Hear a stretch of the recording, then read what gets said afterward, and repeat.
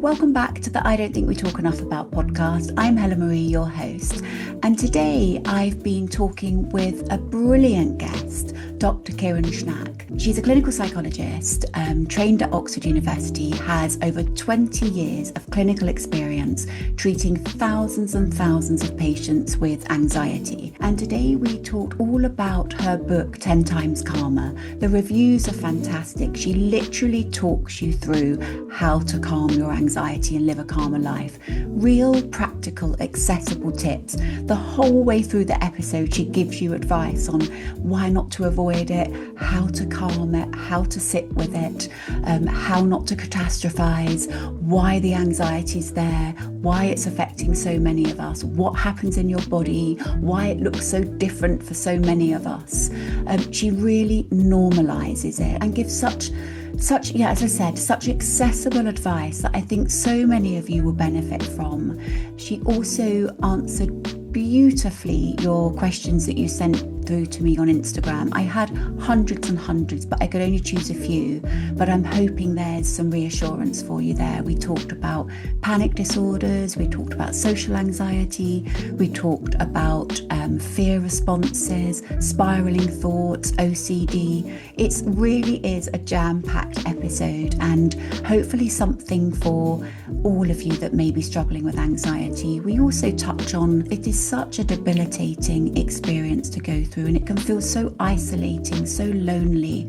But as Kirren says, there are so many of us struggling with it that actually to hold an awareness of that can hopefully bring a little bit of reassurance to people. I hope you enjoy it. We've linked some resources at the end in the show notes as well, and let me know what you think. Thank you. Kirren, welcome to my podcast. Thank you so much for having me. Oh, you're so welcome. We were saying off camera, weren't we, that I'd first heard you on the Stompcast with Dr. Alex George. Yeah. And I knew I had to have you as a guest Oh. on mine. So it's so lovely to actually sit here with you and share space. So thank you. Yeah, thank you as well. Well, no, what I loved about it, because obviously you're on social media, but you're a clinical psychologist Yeah, that's right. with over 20 years experience. Yes. Working with anxiety, went to university at Oxford and did your psychology. Yeah. And you just give such practical tools and real tips to help people deal with it. And I know that's what my listeners are seeking. It's like they want to know more, but actually, how can I help my anxiety? Because, I work as a therapist, I work with anxiety a lot. And it's a word that's bandied around a lot, but the actual physical implications of someone that's actually struggling with anxiety is vast, isn't it? Yeah, it really is. And I think anxiety, the word it is everywhere, isn't it? But anxiety means so many different things for different people. And like you say, the physical experience of it, there's 200 to 300 physical symptoms or ways in which it can show up physically in your body. And one person might have these 5 things, and that's their body's signature response to anxiety. And somebody might have just 3 things, and theirs are completely different. But yeah, it is really vast. And I really love you saying that, actually, because people have a very different personal experience of anxiety, don't they? Based one on their own physiology, but also on their nervous system and their lived experience within that nervous system, which will make their symptoms so different. And I think just people having an awareness of that, as opposed to, well, do I have anxiety because I don't have that? Yet that can still be anxiety. And you mentioned, I didn't mention, but I did in the introduction, about your brilliant book. You wrote this brilliant book called 10 Times Calmer. I'm going to read out some of the reviews because this is what people need. Because you've literally, the reviews were, no one ever talks about anxiety or tells you how to make it stop. This book does. It changed my life. Oh, wow. This is the best book on anxiety I've read, and I've read a ton. Oh my goodness. I know. Okay. I've not even read these reviews, Helen. They're lovely. Only book that actually tells you what to do, finally. Oh. I've been able to tell the difference between anxiety and if something is seriously wrong. Yeah. It's the first book I've read that has made me feel heard and seen. Now, Oh, as a therapist, that really touched me because yeah. so often people's experiences of anxiety, they feel so alone in it. Mm, But you mm. wrote this brilliant book that takes all of your experience and you talk through someone reading it exactly what you do in Yeah. a session or sessions Yeah.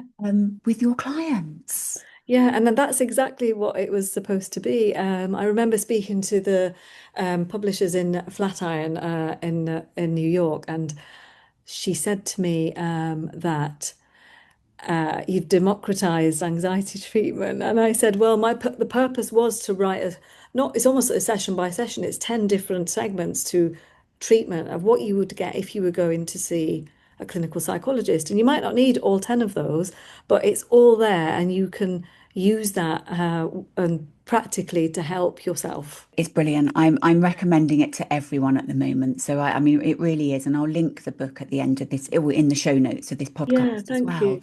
because you talk about the fact that there's nearly 300 million people, I think, yeah, worldwide, Mm, struggling with anxiety. But I think you and I know that it's probably even more than that, yeah, isn't it? And yeah, yeah. but people don't always understand the root causes of anxiety. And there's a beautiful section in your book where you talk about really understanding anxiety. And I just wondered whether it would be helpful just to, I know it's a massive question, Kirren, but what are some of the causes of anxiety? Well, they're vast, aren't they? And you'll know that as a therapist yourself. At the start of the book, there is a section where I describe kind of these are most of them kind of major causes, but I don't get too much into that because I wanted to keep the book practical. But it can be, it can be your temperament, you might be genetically predisposed to be a bit more anxious. So there might be that. It might be something that you've learned in your environment. If you've had parents who are anxious and you've learned certain behaviors or you've internalized certain worries. It can be that you've had, a traumatic life event that's then shaken your sense of safety, and then that's caused an anxiety to manifest in whichever way. It can also be, a later event in life, a transition, illness, health, a relationship breakup. It can be so many different things that lead to anxiety. And for some people, it's none of those things. It can just be that they one day became anxious about something. And then what happened is their way of responding and reacting to that anxiety just set in kind of a habitual response and reinforced certain behaviors that then became the cause of the anxiety or what maintains it. So that's it in a nutshell, if you want a really brief. No, I know, and I think it's important to say that, everyone's experience can be so different but I think what's so wonderful about your book is about people understanding that anxiety has come from somewhere Yeah. and and naming that almost Yeah. and understanding it and that you're not alone in your anxiety. But what about the nervous system part of it, because you kind of have this great way of normalizing anxieties as well against the backdrop of survival. Yeah, yeah. And nervous system's really important, isn't it? Whether your anxiety is due to a traumatic event or not, because I think there's a lots of stuff on social media, especially about nervous system regulation and it doesn't matter. It's not just, that's not specific to trauma. Any anxiety will affect your nervous system. It stimulates your nervous system to react and respond in a certain way when you face a threat. So if you suffered a trauma early on in life, your nervous system might be in a state of hypervigilance or it might be chronically stressed. If you are somebody who has anxiety about only specific things, let's say like flying or blood tests, or you see something in the news that triggers your anxiety, your nervous system might be under threat or stressed just for that brief period. Yeah. There's a lot of information, isn't there, about nervous system regulation on the internet, and I think especially on social media, but it doesn't matter. Anything that's upset your mind and body is going to affect your nervous system because your nervous system reacts to those threats by activating a certain kind of response. And that response is supposed to help you deal with that situation. until it's not helpful. Yeah, until it's chronically, being activated when it doesn't need to be, because that can happen, with trauma, that can happen. And just going back to what we were saying earlier, it's important to know the cause of anxiety. So, sometimes people say, oh, you don't need to know, but you do need to know, because if somebody's anxiety is induced by trauma, the way that you treat that might actually be different if somebody's anxiety is more of a habit response or behaviors, if it's behavior heavy or if it's thought heavy. But if it's trauma, they might be, we're not going to say, I'm not going to say to that person that you need to think differently and behave differently and do X, Y, Z. They could do that to death, and their anxiety is not going to be any better if trauma was the cause of it until you've processed and dealt with the trauma. So yeah, Yeah, I think that was really important to say because I think social media is wonderful at all these regulating tools, but it doesn't always touch the deeper part that needs looking at, does it? The yeah, great thing is about the and as you talk about in your book about the calming and the resources to be able to bring our nervous system to a calmer place means that we can then have the resources to maybe face or touch the trauma. You know, we yeah, can't touch it in a dysregulated or anxious state. But no. come back to, oh, I could ask you so many questions, Karen, but please come back to the flying one because you talked about a beautiful case study in your book with an 83-year-old lady that Oh gosh, yes, no, I but did. it really touched me because Oh wow. she came to you with such anxiety about flying, didn't she? And this is where anxiety can look so different because she might not be anxious in other parts of her life. She was terrified of flying. And it had affected her for what, 35 years or so? I Yeah, really remember the story. The why I'd love you to talk about this is because she was 83 and she spent, I don't know what, I think at September to November or something with you in yeah, sessions. she flew at I think it was Christmas time. Yeah, yeah, It made me realize, and it gives hope to so many people, it's never too late. no. It's never too late. So I'd love you to talk about her story. Yeah, yeah. So so the examples in the book, obviously they're composites to protect people's confidentiality, and people have given, consent for their examples to be used as composites. So I've actually seen quite a few people in their 80s, and I think sometimes there's a view, isn't there, that oh, this person's so old and they've had it for so long. And sometimes GPs write to me and say, it's so long standing. At this stage, it might be that we can't do anything, but sometimes you can still, because that person's never had the understanding of why it is like this, what's maintained it and kept it going, and what they can start doing to help change that. And that doesn't matter if it's been there 10 years, 5 years, or 30 years, because, this particular example is based on this woman who was fine as long as it was transport on a road. Or on a boat, because you could leave, or you're on stable ground. It was the thought of being up in the sky that was the real problem for her. So um, she came to see me, and I did feel a little bit intimidated because she's one of my earlier elderly patients that I saw. But now I see quite a few of them. And sometimes, they get to that age as well. And sometimes it's a fear of death and decline, and it's a anxiety about a change in physical appearance or health, and, getting to that, stage in life, which is very different to any other stage. But she came because she wanted to see if she could, at this point, be able to go and do something, and wasn't holding out that much hope. And I do remember thinking, oh gosh, am I going to be able to help this lady, because she really wants to do this, and I really wanted her to be able to do it, and she did. She was able to do it. So, and anxiety was specific to flying, and the avoidance was about thoughts relating to, what if I can't leave? What if I have a heart attack? What if I need medical help on the plane? What if I have a panic attack? Or what if I just lose my mind because of any of these things happen? And then what if I die on the plane? It was about an inability to be able to cope with the experience of being up in the sky. Talk me through how you worked with her from that fear, because they're all fear responses, aren't they? Of anxiety is so fear-driven based. Yeah. And those fears feel so real. Yeah. don't they, to that person in the moment.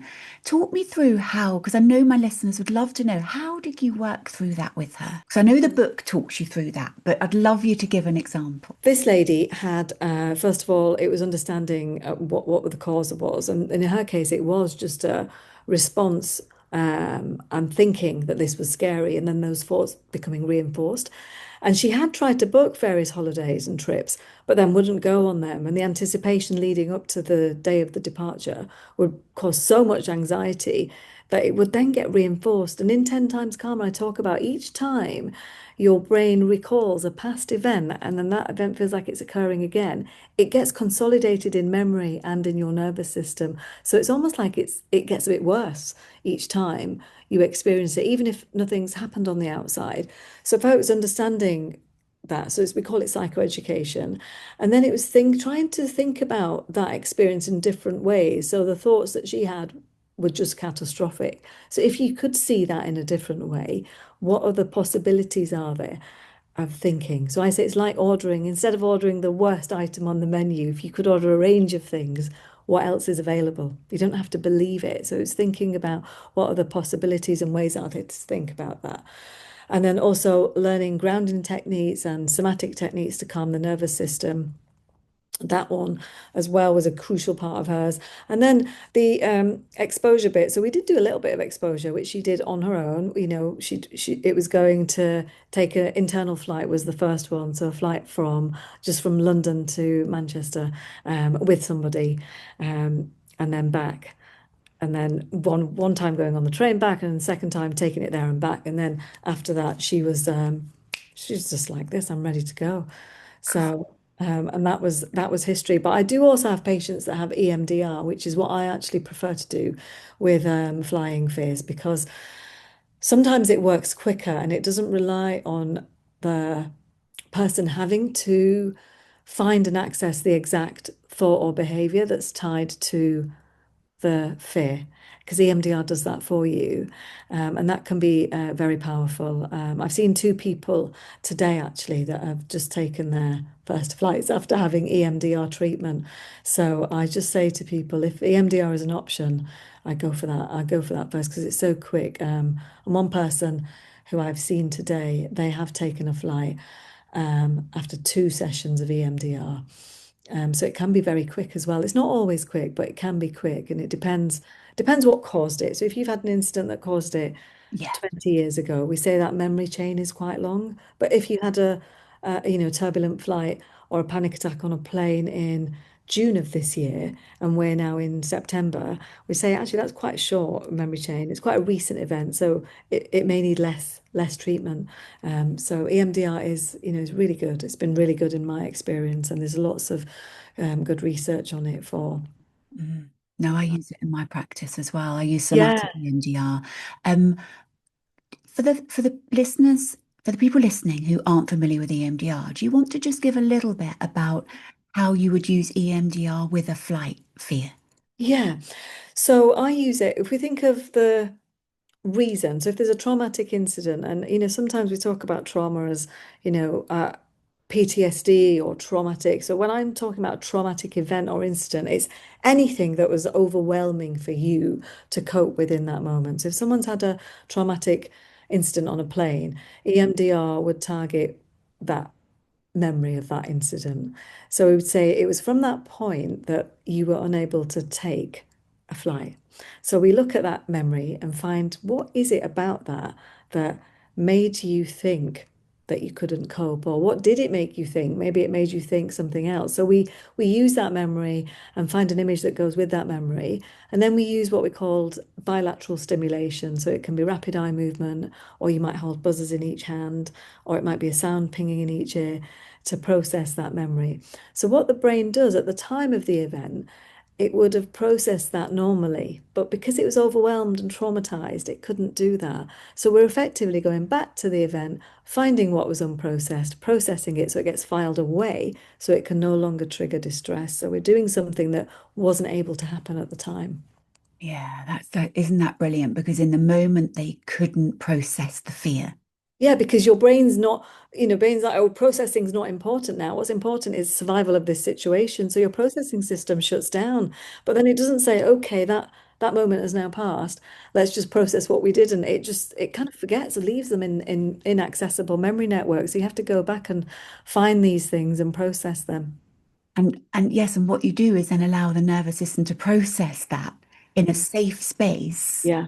And then they can, that's fantastic. It's so wonderful. I find it such a useful tool in my own practice as well. So it's lovely for you to have been able to share that today with the flying example specifically. Yeah. I also wanted to touch on OCD because you do a lot of work with OCD, don't you? Yeah, I do. Yeah. So, and I know that you've got some great resources on Instagram as well around OCD.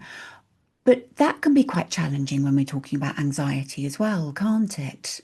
Yeah, absolutely. And there's so many different forms of OCD. And I was just today talking to a friend about another type of OCD, which is guilt, this like kind of confessional or guilt OCD, where you feel like, you've done something wrong and the compulsion is, the obsession is, I've done something wrong. And the compulsion is, I need to own up to it to neutralize the fear of being in the wrong. And then there's also morphing OCD, where you feel like you're going to turn into something or somebody who has undesirable characteristics or is a bad person, then you form, might have cleaning rituals or perform other rituals in order to prevent that. And I think sometimes we often think of OCD as, I think the classic, the contamination and the cleaning and the checking, but there is so many OCDs, and I think they all come down to the same thing. There's an obsessive fixation on something, and then you perform a behavior or an action in your mind to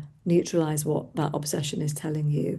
But yeah, it can be very difficult to live with. And sometimes people have been having symptoms for years, and the more you go around that loop of the OCD compulsions, the stronger the OCD gets and the harder it can be to end the cycle. But it can also then move on to other things, because OCD is a pattern of thinking. It's not just specific to that thing. So if you're worried about if you have driving OCD, where commonly people think that they've hit somebody, and then they have to either go back and check, or they'll examine the car for signs of damage, or they might check on the news to see if anybody died on that road.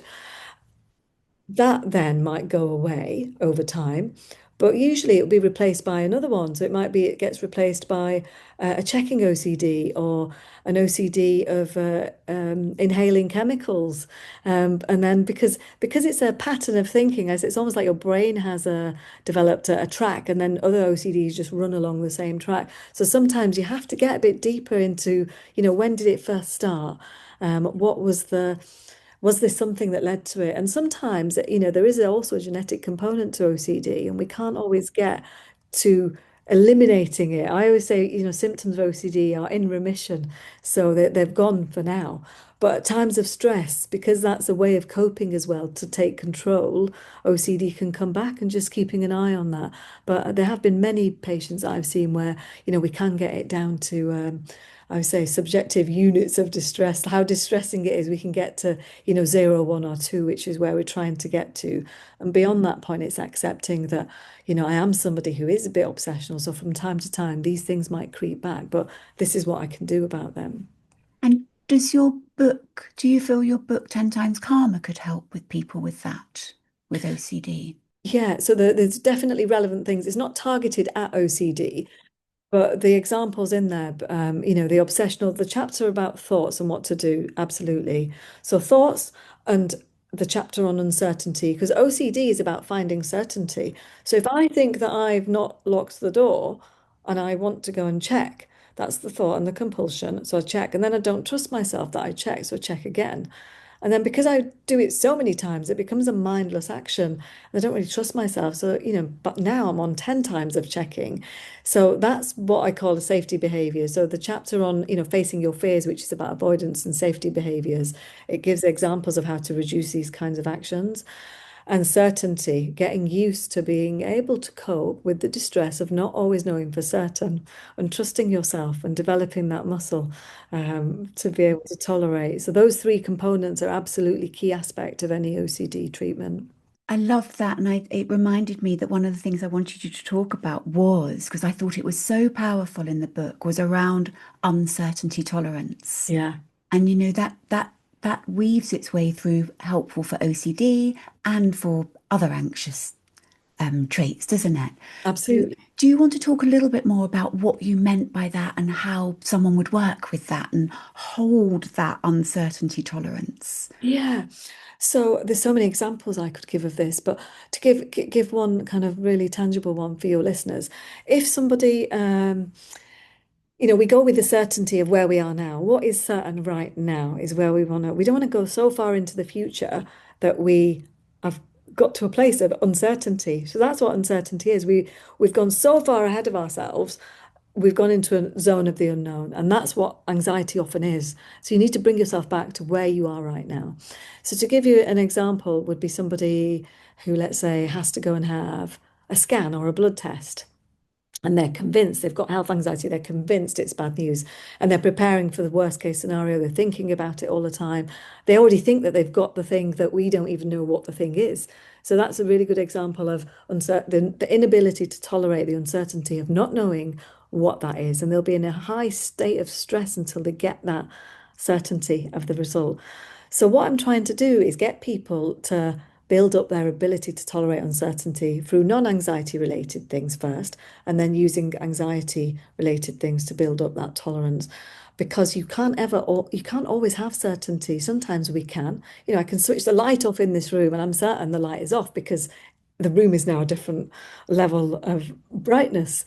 That I can be certain about. But things like, health, OCDs, social anxiety, if somebody's going to judge us, we can't be certain of those things. We've gone too far ahead. So I say go from where you are now. So if you're having a blood test and your thought is that my blood test will show that I have, some serious disease and that I'm definitely going to die, you've given your brain something that's actually uncertain as if it's a certainty. And what you need to go from is right now, today, I've not had the test. I've got my blood test next week. That's certain. Both things are certain. Right now, I'm fit, healthy, and well, and I don't have any of these diseases. And we stop right there. And I say Brilliant. stop at certainty. Don't project yourself over there because you'll get more anxiety because you can't know for certain yet. So be able to just stop. And then what else I tell people to do, which is described in 10 Times Karma, is sometimes if you think about the outcome, so someone might say, well, if I do this and I keep doing this and I eat like this and I might get diabetes and it's uncertain if I might one day have it. And I say, well, that is uncertain. But what you can do is say, even if I got diabetes, I would then do this. So you're creating some certainty that's possible. So, if someone's got a genetic predisposition or higher risk of getting diabetes, there's no point, sometimes I think we can't, I think sometimes people think with anxiety, we're trying to replace a negative with a positive. We're not. It's about getting to the right view for your situation. So, yes, there is an increased risk. Your doctor's told you that. So, what's the certainty right now is that you don't have it, you are at risk. So, then it's even if that did happen, this is what I would do. So, for that person, it might be type 2, and the things that they could do to reverse that are X, Y, Z, because we know that that is reversible with lifestyle changes and dietary changes and things like that. So, those are my two things. Don't go too far ahead. And even if, what would you do? I love that. I love that. That even if, because then they've got some control, then, haven't they? They've Yeah. got choice. They've got, which sometimes with anxiety feels taken away from you, doesn't it? Yeah, it does, because you just dive into all these what ifs, which is like it's like jumping into an ocean of uncertainty, whereas you're trying to say stop at the certainty that you have. Yeah, not always easy to do, but chapter four, because Yeah. it's a brilliant chapter, isn't it? Chapter four, that's where you list all of your effective strategies for managing anxious thoughts. And I want you to almost share everything in that chapter. But out of that chapter, do you want to just pull out some of your favorite tools? If you can remember, I know you're not reading your book every night, but some of your favorite tools for dealing with, say, anxious thoughts, or I know we've talked about some of them then, but what Yeah. would be some of your tools about, you talked about before with the lady who was with the flying, was about the grounding. What are some of your tools you're bringing in with your clients to help them manage their anxiety in the moment? Yeah. So another one from chapter 4 is about, um, and I love this because it's quite simple, really, is, I love that. is often with anxiety, it's the worst case scenario, and you get fixated on that. And every time you think of a worst case scenario, there is a reaction in your nervous system. So if someone thinks worst case scenario, I'm going to die today, why would your nervous system not be under threat? Because I think it's like a death threat. So you'll be triggered. And it's not just about, whether you believe that or not, but you need to go with best case scenario. So every time you have a worst case scenario, say, worst case scenario is I'm going to die today, I have a heart attack. Best case scenario is I don't have a heart problem and I'm not going to have a heart attack and I might have a really nice day. And just doing that, what it does is, one, it prevents your nervous system being stimulated in that way all the time from the worst case scenario threats that your brain might give you. But secondly, it also says to your mind, hang on a minute, there are some other options here. There's a bit of diversity. And over time, when you keep doing that, it can start to reduce the effect of those catastrophic conclusions that you come to. That's what I love that you said there is it's about that practice, isn't it? And Yeah, that becomes your norm. exactly. And I know that was a great that instead of that catastrophizing, bringing it back to what you know to be true Yeah, in that yeah. moment. That was wonderful. That chapter's full of brilliant tips. You also another thing that you mentioned in your book that I loved, it really resonated for me, was about the stage, about being the what did you say? You talked about it. No, not a stage, sorry, a story. You Story. talked Thank you, about story. Yeah. you said think of your anxiety as a story where you are both the actor and the audience. And I'd love you to talk about that a bit more because I think that was a beautiful analogy for people to hold. The explanation there was about if you are the actor and you're also the audience. So the actor is you acting out anxiety's demands, and anxiety is directing you to do this or think like this or feel this way. But if you're also the audience, it's about taking a step back and being able to observe the impact of following what anxiety is directing you to act like. And that means when you take that step back, you can see the impact of it, and that can help you see your anxiety in a different light. And sometimes also, say you can't read the label when you're in the jar. It's a bit like that. When you're on the stage, you can't see in the same way as if you're sitting back and observing what's happening to you because of what anxiety is doing. That's wonderful. It's wonderful to get that different perspective. And actually, it reminds me of something I do a lot in my own practice with clients is I say to them, maybe take yourself above you and the Yeah, situation. What's going on in this story? What are you seeing? And it can be so effective to look at our experience, not when we're in it. You're so right. It can give such a different view, can't it? yeah, and that's beautiful way that you've described that, to go up here and look at it, taking that distance to look down and look at it. Because you get so lost when you're in the stress and you're consumed by your worry. We get so lost in there. Yeah, and we talked earlier about it being very lonely.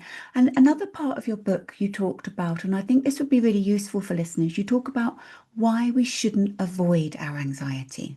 Yeah. Because so many people do, we do try and just ignore it or turn away from it or not address it.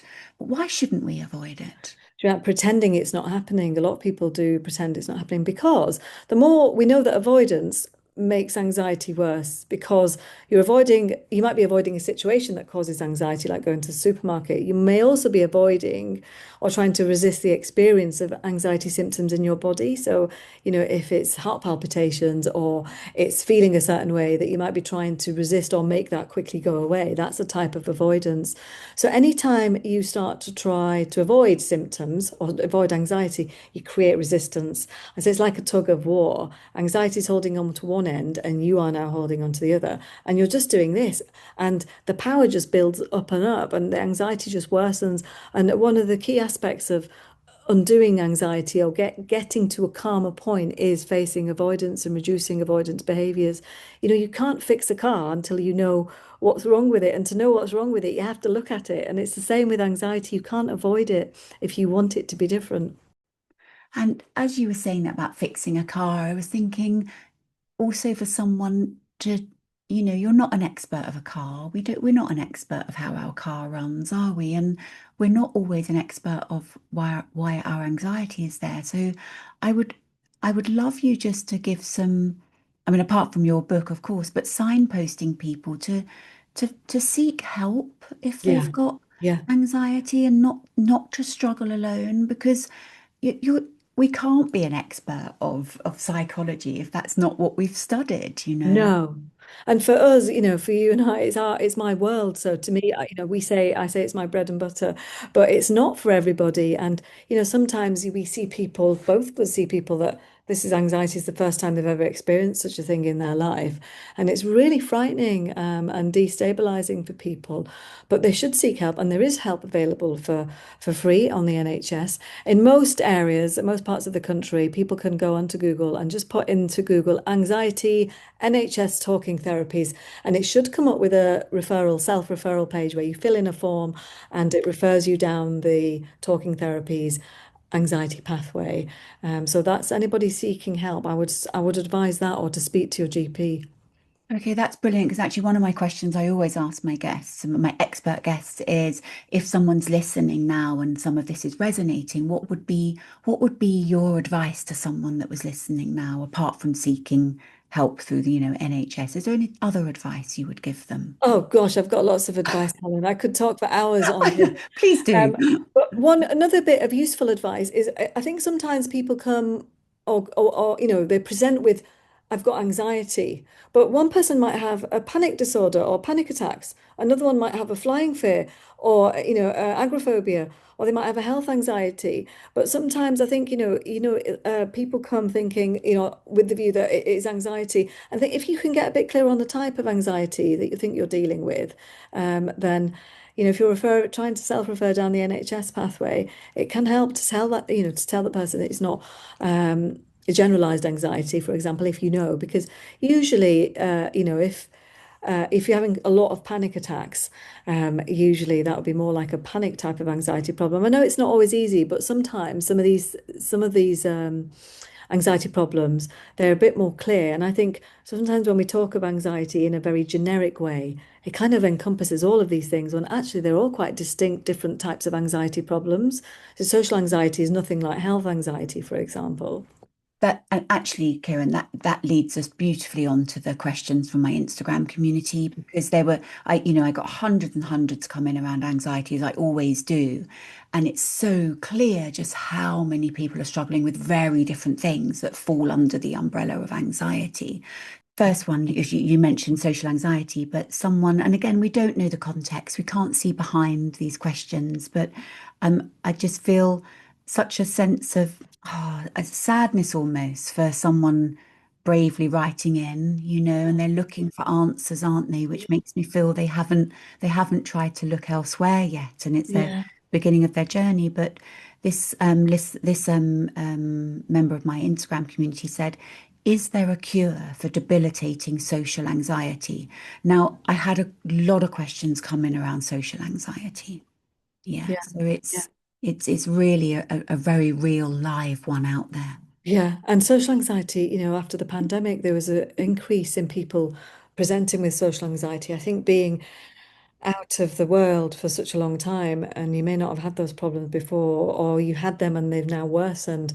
But social anxiety is where you have an anxiety about social interactions because you have thoughts, negative thoughts about how you will be perceived by the people, or how you'll be judged, or that you'll make a mistake, or you'll say or do something stupid. And that then keeps you in a state of anxiety, even avoidance of interactions, that to prevent that from coming true. So to answer your question, is there a cure for debilitating social anxiety? With anxiety, I never say that we're looking for a cure. What we're doing is this is normal anxiety that is performance enhancing. So we all need a bit of that. Today I was looking at the clock. It's time to come and meet you for this podcast, and I was running a little bit late, so I needed a bit of anxiety to get me to run down the corridor quickly and get set up in here. So if I was just a bit meh the whole time, that's not good because it doesn't help you perform in a way that enhances what you need to do. So we're trying to get from problematic anxiety to kind of the level of anxiety that actually is healthy for us. So when we're looking at words like cure, I say we're trying to get to that functional level where anxiety is at the right amount because we can't get rid of it. We don't want to get rid of it actually. So, is there a cure? So, there are lots of treatments for social anxiety, definitely effective treatments, and there's lots of research evidence that you can overcome most problematic aspects of anxiety. So, it depends on this person's experience of it. The fact that they said debilitating makes me think it's quite extreme and severe. So, I don't know if there's a particular events or memories that are quite traumatic related to social anxiety. I'd be curious about that. So if that is the case, EMDR combined with some CBT and maybe some ACT therapy would be things to look for in working towards that kind of, I would say cure in speech marks. But yeah.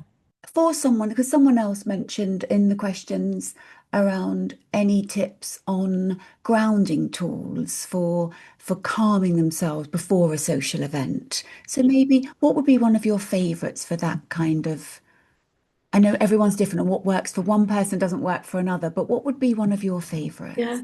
So, there's lots of these, isn't there, as well, again, on the internet. And the classic ones of breathing and mindfulness, and I see a lot of people say, oh, that, it just doesn't work for me.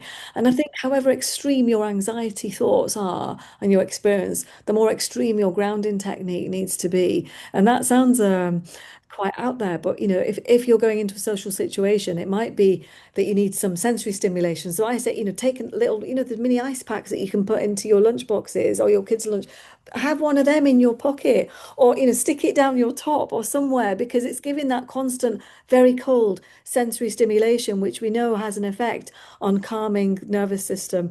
So something like that. It can also be a strong taste. You can have a very, if you can tolerate it, please don't, listeners, go and start biting on Scotch bonnet chilies and blaming me for it. But sometimes that works, something, taking a tiny slice of, and I've had patients do this, a slice of chili and then just having it somewhere in the mouth, and it's giving that because it distracts your mind from becoming preoccupied from what's going on in your head. So you're not living in your head anymore. Your brain can't process anxious thoughts and the situation you're in and on this, unusual sensory input at the same time. So that's really one of my favorites is seeing if you can find something sensory. Okay, no, I love that. And obviously, that's not going to work for everyone. And some, we need to look at, exposure and tolerance and all of that. But it's finding some tool, isn't it? Thank you. We talked about it briefly in the podcast, but this was a question. Can someone be born more predisposed to struggling with anxiety than someone else? It's a hard one, isn't it? Can you be born with it? Because we can't know for sure, when a baby is born that they're definitely an anxious baby. And there's so many things that would influence that. They can be, during the pregnancy, there can be things, there could be generational things that have affected, there could be health things. But so I don't want to say that you're born with it, but there are things that can increase your risk of anxiety. And there is some research that there can be a genetic component to anxiety, but it can also be environmental and a learned response. But there is also research evidence, we know that even if you are genetically predisposed to it, doesn't mean that that's set in concrete forever and that's just it. You may as well give up and just accept that that's just how you are. We know that those people still benefit and can still overcome many of the effects of anxiety. So that's the important bit. Yeah. I think as you were talking about environmental there, I'm thinking a lot about people understanding attachment as well. And, the anxiety levels perhaps in your home as you were growing up. And Exactly. Yeah. that, that can and maybe that's what that person meant also, Yeah. around where some people more predisposed. Well, if your environment was very anxious based, then you would be. I hear the word almost daily, as we do. Can you break down the difference between casual use and a clinical diagnosis? Yeah, yeah. So casual anxiety or casual anxiety, that's a phrase, isn't it? Casual anxiety. I'm having a bit of casual anxiety. So say, everyday situations like, you might have a spike in anxiety because you're dealing with something that requires a bit more anxiety. But then when that situation has pass, that anxiety will settle and you're back to feeling your normal self again. So that's just kind of, more everyday anxiety. And then we've got more problematic anxiety. So that would be where we say someone has an anxiety disorder. You don't necessarily want to label people with disorder, because we know as well that, the more we say label people, there is some evidence that they can sometimes, their experience of their symptoms can worsen, but it's just understanding the main ones are generalized anxiety, where there's a sense of worry that just shifts from one thing to the next. There's generalized anxiety about most things, the majority of the time. Health anxiety, which is also known as illness anxiety disorder now, where you are worried about either being or becoming seriously unwell with a medical condition that you don't actually have.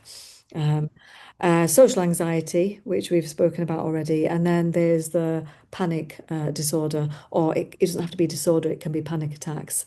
And then other things like agoraphobia, claustrophobia, fear of flying, these come actually not under the anxiety disorder group of problems. We say they're more like under phobias, specific phobias. Yeah. Okay. Actually, my next question was around agoraphobic, actually, agoraphobia. Said I've had panic attacks in public several times and now I'm agoraphobic. Yeah. Any tips, please?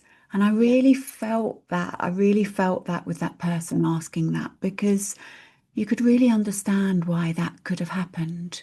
Yeah.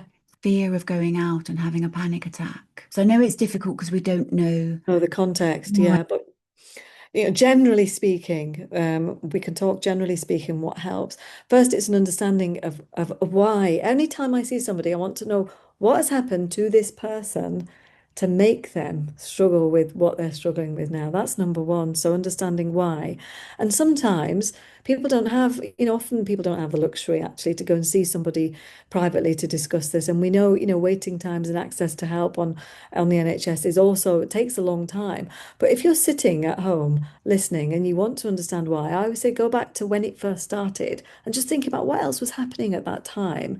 So it can give you some insight into what could be. It can be quite hard to do, but with agoraphobia and with claustrophobia to some extent, the fear is often about not being able to leave the situation you're in or get help should you need it, or not cope in those situations.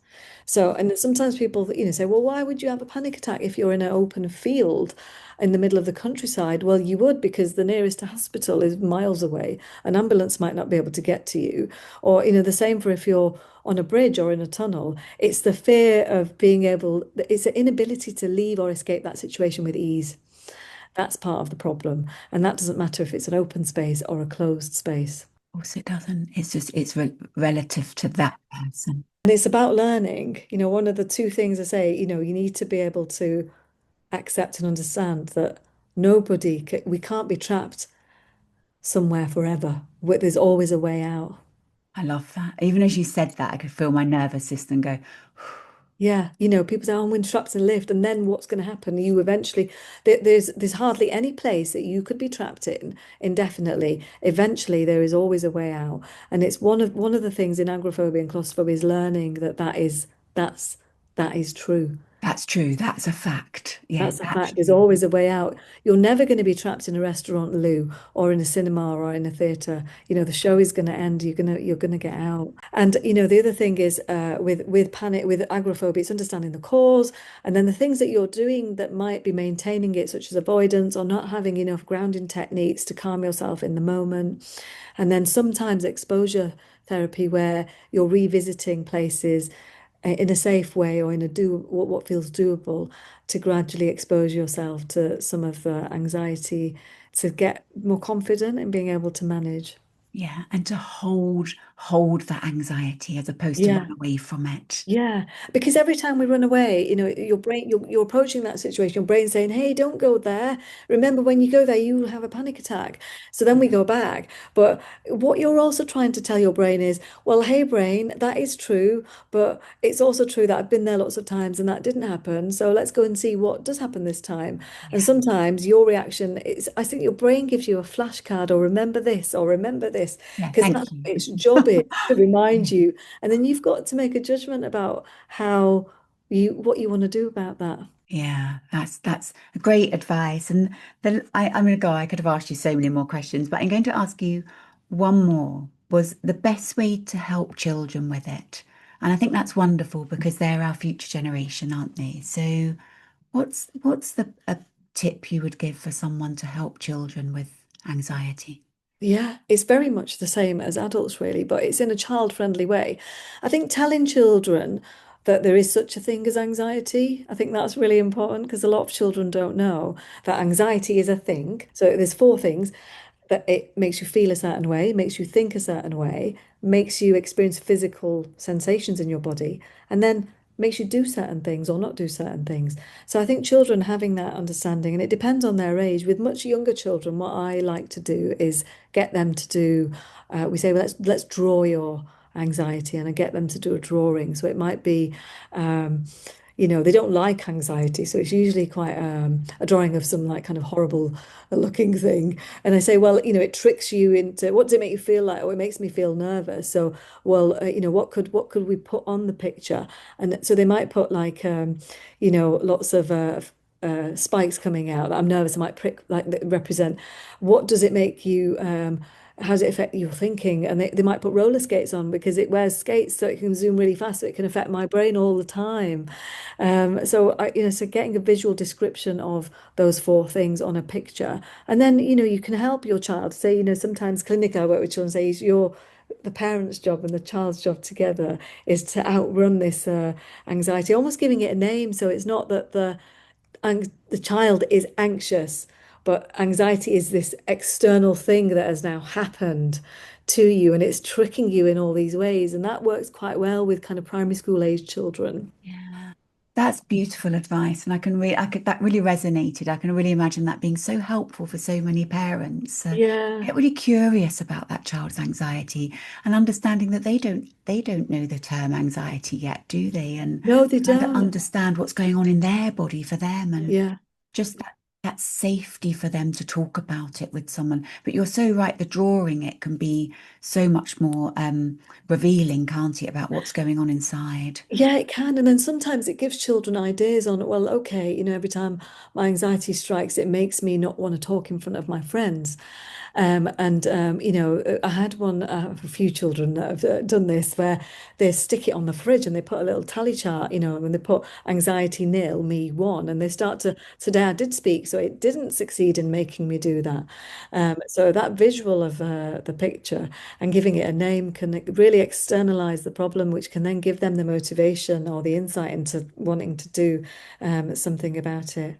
But even as you say that, I'm thinking I can sense a lot of adults be saying, do you know what? I kind of need that tally chart. Yeah, I need that. Yeah. I need those personal wins in a day that I've done Yeah. that too. And Karen, that was just such a great conversation. And you've got so much wealth of knowledge and information and tips and wisdom, and your book's full of it too. And I will link that in the show notes. But I can't thank you enough because you really kind of give the sound advice that I know people can walk away with and say, oh, that makes sense. So Yeah. thank you just so much for coming on.